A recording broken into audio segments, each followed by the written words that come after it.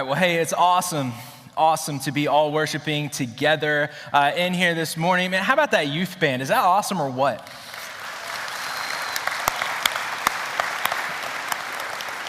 I know that those students have been working hard for a couple months now, and I mean, it's just so cool to see them use their gifts and give them right back to God. I love it. So we're gonna do things a little bit differently today. We got some kids in here. All right, kids, let me hear you say good morning on three. 1, 2, 3.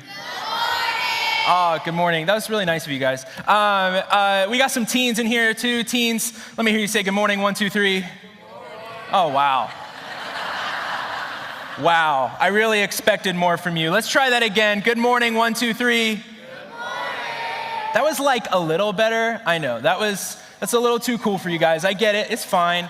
Well, we're gonna do things a little bit differently today since we got everybody together. When I teach the middle schoolers and high schoolers, just ask any of them, they'll tell you I do weird stuff. So I'm gonna teach a little more like that today. I hope that's okay. So some of us might have to get a little bit uncomfortable. I might make you interact a little bit, all right? So let's start with this. By show of hands, who went on vacation this summer? All right, a lot of us, cool. So here's what I wanna do. On a count of 3, yeah, we're doing this again already. On the count of 3, I want you to tell me where you went on vacation this summer. 1, 2, 3. Yeah, me too, that's awesome. So, we do different things to remember our vacations, right? Maybe when you go on vacation, you make sure to always get a souvenir that you can bring back home with you. Or maybe you just take an absolute ton of photos. Maybe you're one of those families, you make scrapbooks for each of your vacations. And that's just something that we do if we want to remember them. But it's not just vacations that we want to remember. We have other ways that we remember other parts of life and other things that we experience. Some people put together photo albums of different seasons of life. My mom made this 2-volume set of photo albums for me from when I was born all the way up to elementary school. And then I guess after elementary school, I just was like a boring kid, so I didn't get any more photo albums for that. But technology helps us remember things too, right? If you're over the age of like 25 in here, you probably have a Facebook or have had one at some point. And you know when you like log in and you see at the very top, it's like, hey, here's something you posted 9 years ago. And then you're like, oh, that's kind of cool. And then you're like, oh, why did I ever wear that? And then you're like, come on, Facebook, I wish you wouldn't help me remember things. But we have different ways to remember our vacations, fun moments with our families, the highlights of our kids' lives. But in our culture, I don't know that we have many rhythms or habits to remember the things that God does in our lives. See, we have things like Easter and Christmas, things to remember like these big moments in the story of Jesus. We take communion here every Sunday, and that's something that we do to remember the sacrifice that Jesus made for us. And those things are good, those things are great and really important, but I feel like other than that, as a culture, we aren't great when it comes to remembering the things that God does for us as individuals. How many stories do you know of the things that God has done for your great-grandfather? Or what about your parents? How many stories do you remember of the things God has done for you in your life? It's easy to forget those moments. These moments that God has made a way for us. We forget these little or even the big moments where he answered a prayer, or we forget the times that he's shown us his presence and provision when we really needed to see that and to remember that. Maybe for you, he gave you peace during a season where you were really anxious. Or he gave you the words to say when you were in a conflict with a friend and you weren't quite sure how to handle it. Or he gave you courage to share your faith with someone who is yet to know Jesus. Or he gave you courage, kids, on the first day of school. Maybe he carried you through a painful experience. These are all different things that God could be doing in our lives each and every day. And sometimes those things are just easy to forget. The Israelites had some different ways of remembering what God had done for them. And we see that, for example, in a really powerful way in Joshua chapter 3. All right, so I'm gonna have everybody grab a Bible, all right? So there should be Bibles in front of you. You can pull it up on your phone if you have the Bible app, or you can go to the church app. We've got the Bible on there, and we wanna go to Joshua chapter 3. Joshua is in the Old Testament, so it's towards the beginning of our Bibles, and it's right after the book of Deuteronomy. Can everybody say Deuteronomy? Cool, we're gonna say some fun words today. So as you're kind of searching for that, let me tell you what's happening here. Let me give you a little bit of background. So God's people, the Israelites, were in slavery in Egypt. And God brought them out of slavery using a guy named Moses. And then they start traveling. They're on their way to this land that God promised them. All right, raise your hand if to get to the vacation this summer, you had to sit in the car forever. Or maybe a plane, and you just had to sit forever. Okay, this was worse, all right? This is a long journey, and for an entire nation of people at that. And it's such a long journey that Moses actually died while on this journey, and Joshua took his place in leading the people. So, Joshua is leading the nation of Israel. They're on their way to the promised land, and they get to this obstacle. They stop. It's the Jordan River. And this river is overflowing. And let me tell you something, like this is an entire nation of people, okay? There's kids, there's babies, there's probably livestock and all their stuff. And I mean, like they can't just, there's no way. They get to it and they're probably just like, there's just no way. Look to the person next to you and say, there's just no way. But God had a plan. And he tells this plan to Joshua in chapter 3. Let's look at verse 13.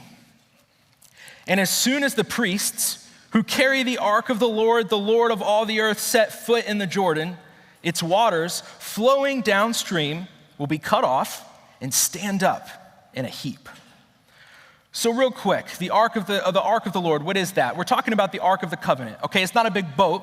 It's actually like kind of a box. The 10 Commandments are inside of them, and it represents the presence of God. And so you can kind of see here, these are the priests, and they carry the Ark of the Covenant around. And so when God lays out this plan for Joshua, he's saying, hey, listen, I'm going to go ahead of you. I'm going to go first. And when I do, the waters are going to stand up like walls, and you're just going to be able to walk right through the river. That's kind of a crazy plan, right? Let's see how it goes. Verse 14.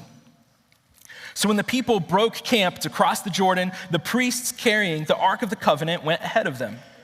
Now the Jordan is at flood stage all during harvest. Remember, I said it was overflowing. Yet as soon as the priests who carried the ark reached the Jordan and their feet touched the water's edge, the water from upstream stopped flowing. It piled up in a heap a great distance away at a town called Adam in the vicinity of Zarethan. Everybody say Zarethan. Awesome. I have no idea if that's how it's actually pronounced, but we're going to be wrong together.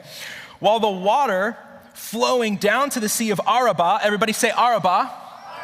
All right, you don't need to remember that, was completely cut off. So the people crossed over opposite Jericho. The priests who carried the Ark of the Covenant of the Lord stopped in the middle of the Jordan and stood on dry ground, while all Israel passed by until the whole nation had completed the crossing on dry ground. So I don't know about you, but I imagine this land that's been underneath this river for ages. Okay, I mean, this is land that's just been covered in water forever, and all of a sudden the water, parts, it moves out of the way, and I would imagine that land they're about to walk across is going to be a little bit squishy, right? Like you would imagine, like it's like walking through mud. I mean, it would be literally walking through mud. Have you ever tried that? It's not easy. You kind of have to like really work to like lift your legs out of it, and like sometimes you lose your shoe a little bit. But God made the ground completely dry for them to walk across. So not only did he move the water out of the way, but they were able to cross smoothly on dry land. Turn to the person next to you and say, wow, that's just cool. It is, but it gets cooler, all right? God told Joshua, get 12 men and go into this dried up river and have each of these men pick up a stone. Well, that's kind of weird. What would he have them do with these stones? Well, let's find out in verse 20. And Joshua set up at Gilgal these 12 stones they had taken out of the Jordan.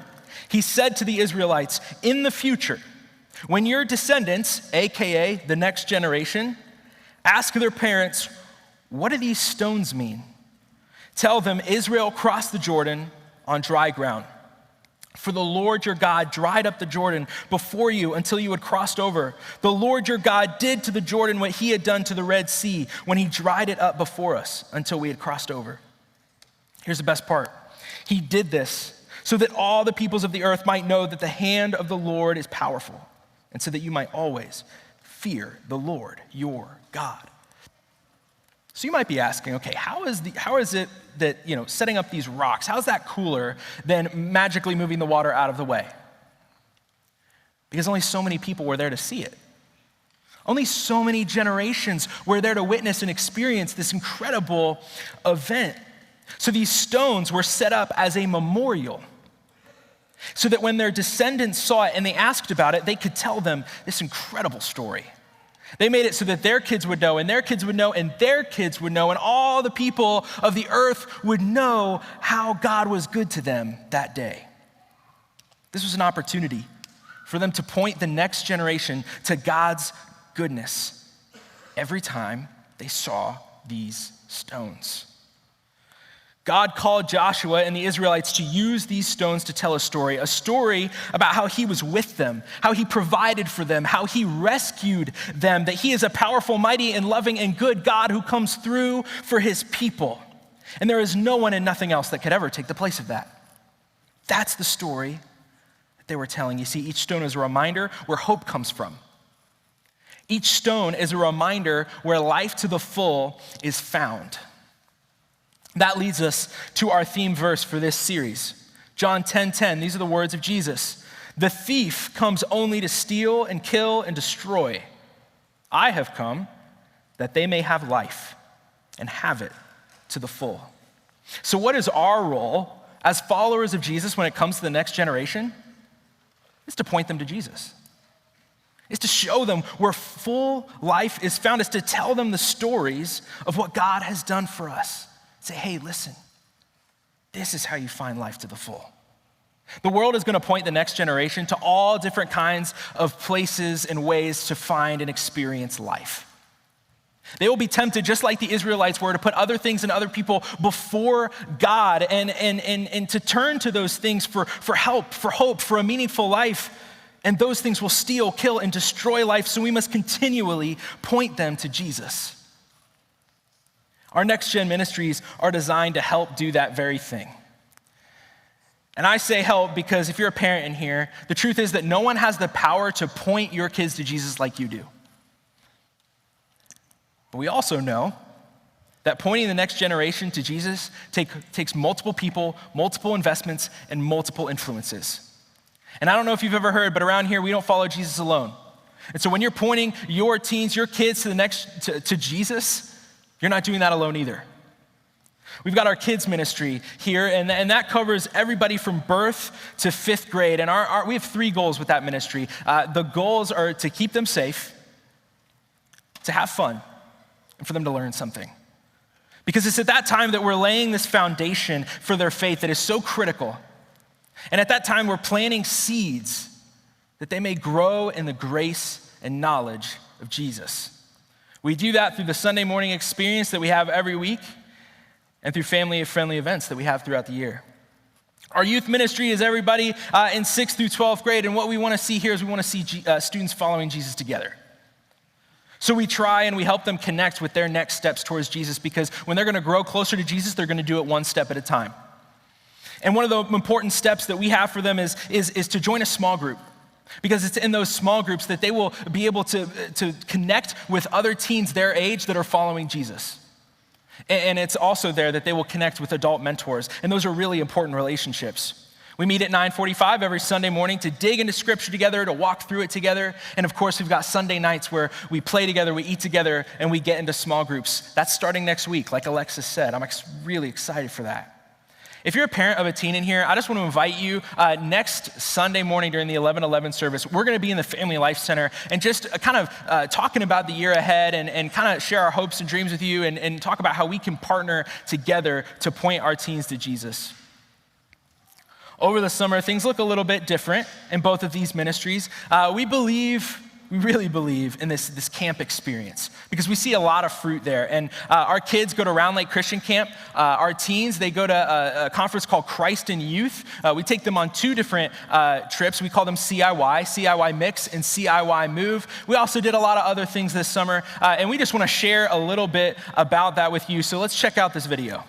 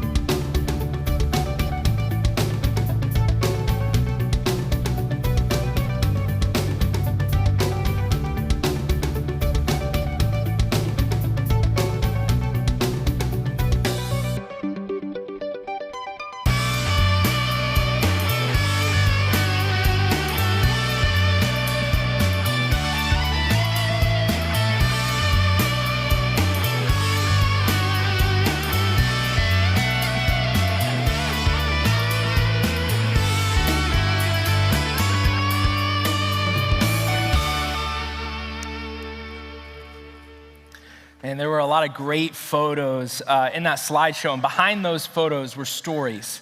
Many stories of God working in these ministries in the last few months. And just like the Israelites, we want to remember these stories, and we want to be sure to share these stories that point to the goodness of God. And so we've got Carrie up here, our kids minister, and together we're going to share just a few more of the stories behind the photos from this summer.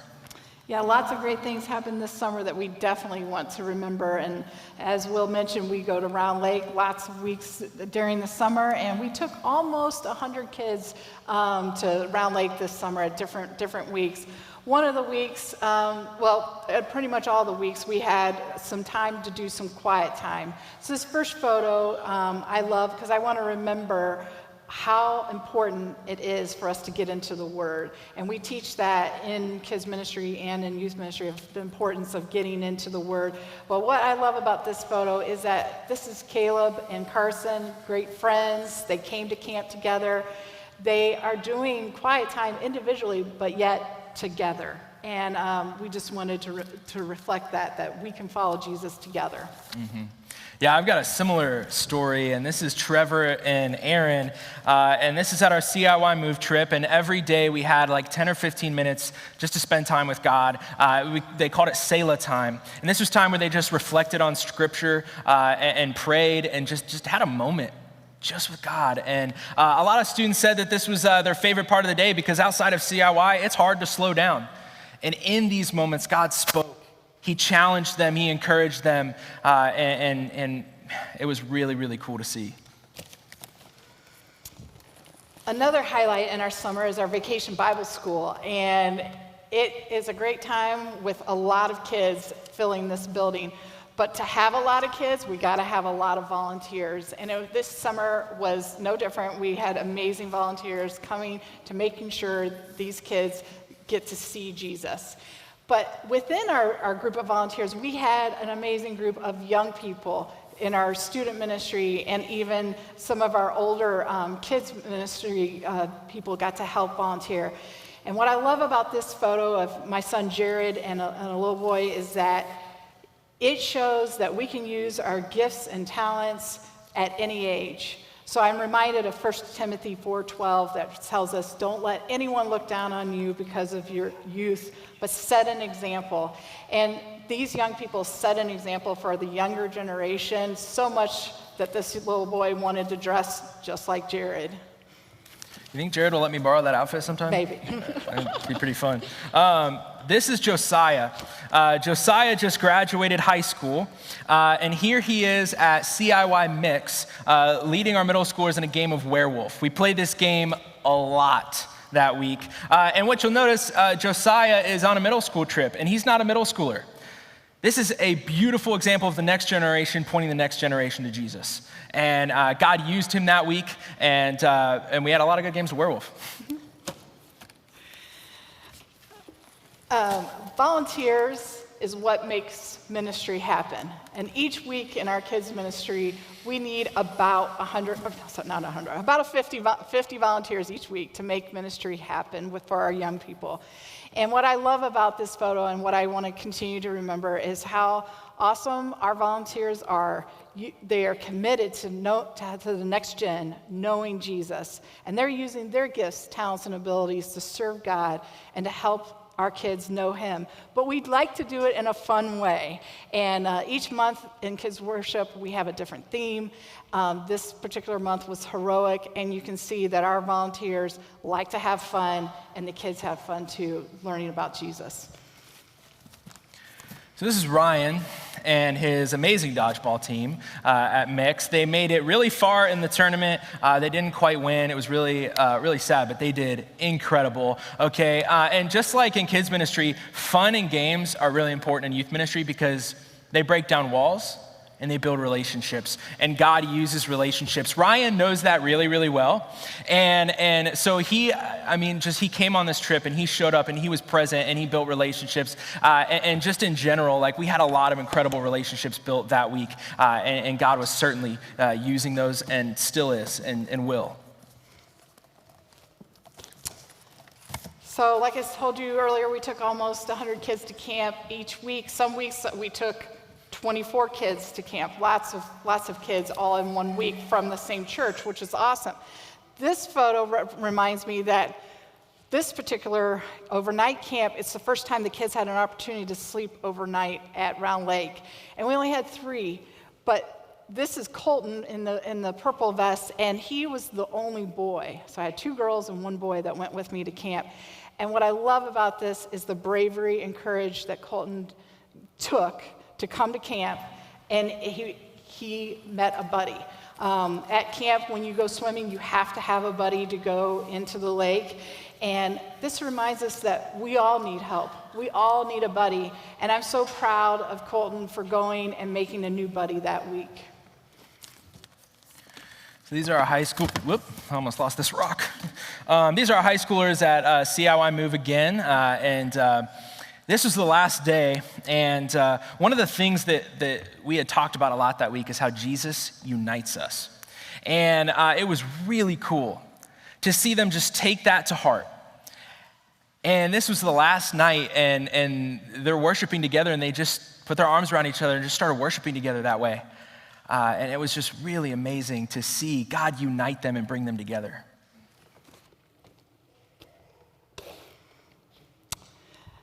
This picture helps me remember that laying a foundation for our kids starts at an early age. This is a photo of a group of preschoolers that got together this summer for popsicles in the park.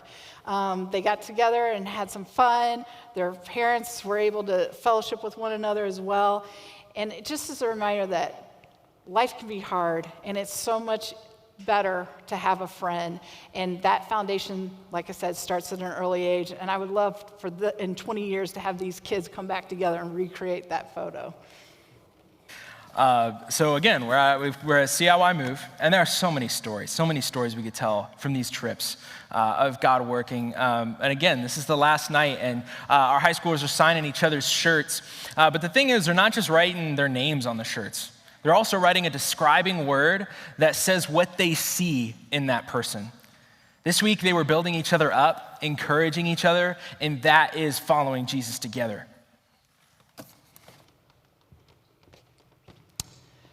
So our theme verse for this new series is John 10:10, talking about having life to the full. This picture is a reminder of the eternal life that we can have in Jesus. This is my friend Emery, and I had the honor of baptizing her this summer. This picture also reflects that following Jesus is a journey, and sometimes it's a process to come to that conclusion that we need Jesus and that we want to go all in. And my friend Emery, I had been working with her for at least about a year. It started last year at camp that she really wanted to follow Jesus and just needed to figure out what does that look like for her. So I love this picture and a constant reminder of the eternal life that we have in Jesus. This is our last day at Mix, and the reason that I shared this photo with you is on the last night, it was so amazing because so many of our students were just so excited and passionate about their relationships with Jesus. Each of them got a card, and on that card, they were supposed to write down what their next step was going to be. And what was the next thing they're going to do to grow in their relationship with Jesus, to move closer to Jesus? And so some of them wrote down things like, hey, I'm going to have a conversation with somebody about baptism and finding out what that means. Or I'm going to have a conversation with somebody at school who has yet to know Jesus. I'm going to share my faith story with them. Or I'm going to start a new habit of reading the Bible and praying. I mean, there's so many different next steps they could have put. And it was just so cool to watch them go home, just really, really excited for that. God was absolutely moving that week.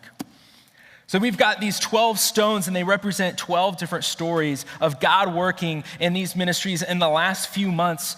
And we're going to keep doing what we're doing and partnering with Jesus in the work that he is doing here. So we've got a challenge for everybody here today. This is for everybody, kids, teens, everybody in here. Here is our challenge to you. To think about how you can point the next generation to Jesus. Is there someone younger than you? Maybe in a season behind you, a grade or two below you, a generation below you that you can invest in? We got a couple things we want you to grab as you walk out today. They're going to be at the communion tables. The first thing is going to be just some information about our Next Gen Ministries and what we've got going on coming up here soon. So definitely take those. The other thing is a rock.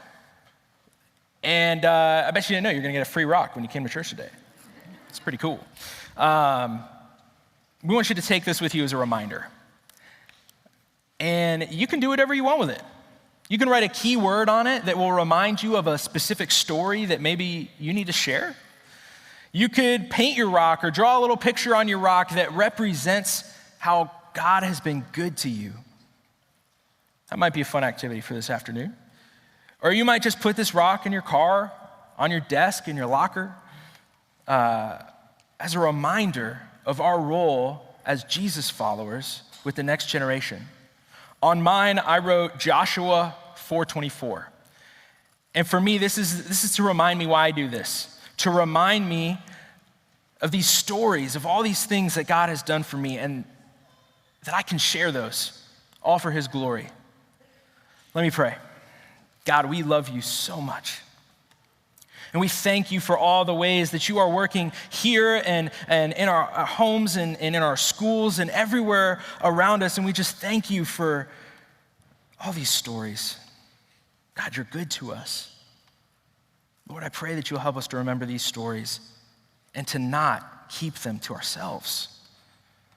Father, I just pray over our next generation as they start school and get into new habits and rhythms or old habits and old rhythms. And Lord, we just pray that you would guide them closer to you and that you would use us, use the church to point the next generation to where they will find life to the full. And I pray, God, that you would highlight someone for all of us.